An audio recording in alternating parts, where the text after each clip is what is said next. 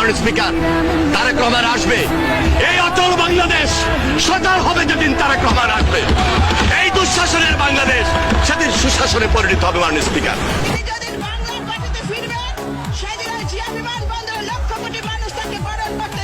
It is the reality যে তারেক রহমান ফেরত আসবে, and you'll see more of Tarique Rahman. উঠে দাঁড়াও, উঠে দাঁড়াও আমার সোনার বাংলা, তোমার মাটিতে আজ প্রাণের জোয়ার। শহীদের রক্তে রাঙায় দেশটায় আমার, খুলে গেছে আজ সব স্বপ্ন দুয়ার। আমরা সবাই ভাই ভাই, কোনো ভেদাভেদ